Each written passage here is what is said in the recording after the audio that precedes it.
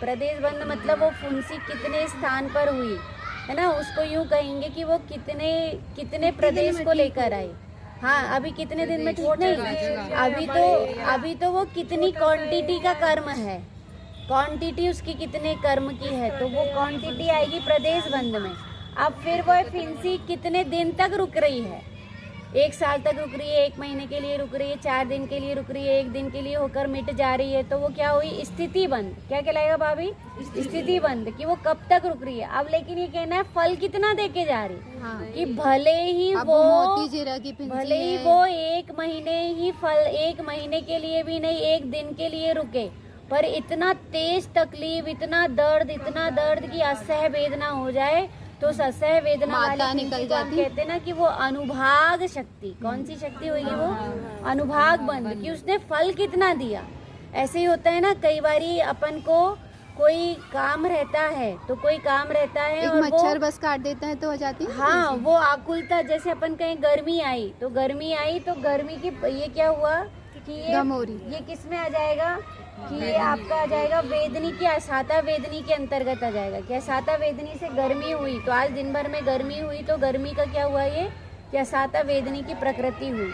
अब ये प्रकृति हुई, पर इसमें प्रदेश बंद क्या हो जाएगा, पूरी बॉडी में लग रही है कि प्रदेश बंद कितना हो जाएगा, कि वह कितने क्वांटिटी में है, वो कर्म की बात चल रही है अभी, है ना। वो तो गर्मी हुई, और गर्मी कितनी क्वांटिटी में है, मतलब कितनी है, हाँ, उसके प्रमाण कितना है, वो कितने प्रदेशों में लिए हुए, तो वो प्रदेश बंद हो गया। फिर स्थिति बंद में क्या आ जाएगा, कि वह गर्मी आज आपको कितने देर तक लगी, कितने टाइम पीरियड तक लगी, तो जो टाइम पीरियड बताया जाएगा कि वो कब तक रही, तो वह हो जाएगा स्थिति बंद। और स्थिति बंद के बाद फिर क्या हो जाएगा, अनुभाग बंद, की आकुलता कितनी हुई, किस को कितनी आकुलता हुई, उस गर्मी से आकुलता, किसी जीव को गर्मी हो रही है, पसीना बह रहा है, लेकिन आकुलता नहीं हुई, तो उसकी अनुभाग शक्ति कम है। और किसी जीव को क्या हुआ कि बहुत ज़्यादा भी नहीं था, लेकिन उसके बाद भी क्या है कि बहुत ज़्यादा हैरान परेशान, अरे बहुत गर्मी, अरे बहुत गर्मी, अरे बहुत गर्मी, आंसू बहुत बेचैनी हो रही, आंसू बहुत बेचैनी हो रही, तो ये क्या हो गया कि वो अनुभाग शक्ति ज़्यादा दे रही है।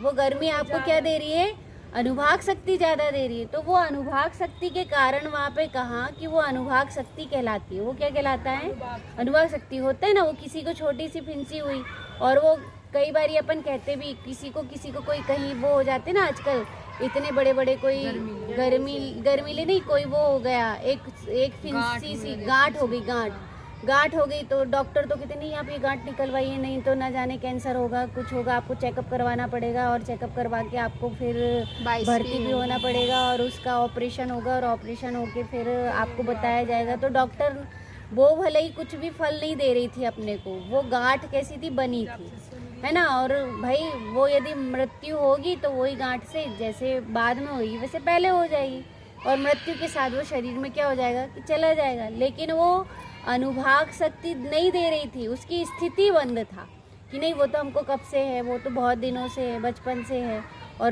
है, और उसमें हमको, लेकिन क्या है कि कोई भी स्थिति बंद तो है, लेकिन उसका क्या नहीं हो रहा है, अनुभाग बंद नहीं दे रही है। वो किसका बंद नहीं दे रही है, अनुभाग बंद नहीं दे रही, तो उसको कहते हैं अनुभाग। फलदान सामर्थ्य, कौन सी सामर्थ्य है, फलदान सामर्थ्य। तो फलदान सामर्थ्य उसकी कैसी हो कि यदि फलदान सामर्थ्य कम हो, तो ये कहते हैं जैसे मेहमान आए और मेहमान ने क्या किए, ज़्यादा परेशान नहीं किए, भले ही ज़्यादा दिन भी रुक गए, लेकिन ज़्यादा हैरान परेशान नहीं किए, तो कहेंगे कि चलो कोई बात नहीं आप आए, लेकिन आगे नहीं तो क्या है कि उनके बच्चे आए साथ में, और आकर क्या करे कि पूरा सोफ़ा फाड़ डाले, तो सोफ़े की गद्दी फाड़ डाले, तो गद्दी में से सब निकाल डाले, बच्चों के खिलौने तोड़ डाले, तो दुकान को अस्त व्यस्त कर दिए, है ना, तो या फर्श को खोद डाले।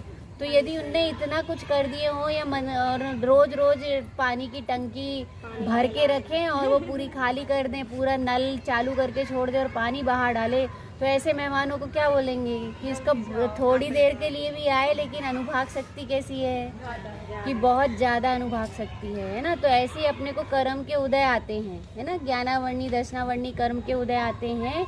तो अब ये कहना है कि जब ये कर्म के उदय आते हैं तब अपना स्थिति अनुभाग कैसा रहता है, तो ये स्थिति अनुभाग ही वास्तविक कर्म बंध है।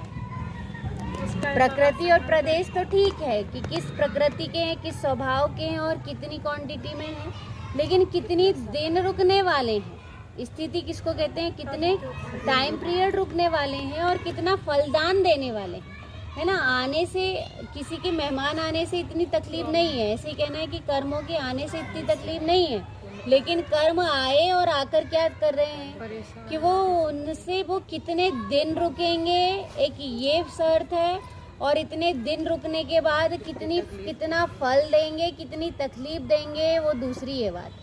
तो इसलिए कहा कि स्थिति बंध और अनुभाग बंध, यही कौन से कर्म है, वास्तविक कर्म बंध है, और यही क्या है, संसार का कारण है। इससे क्या है,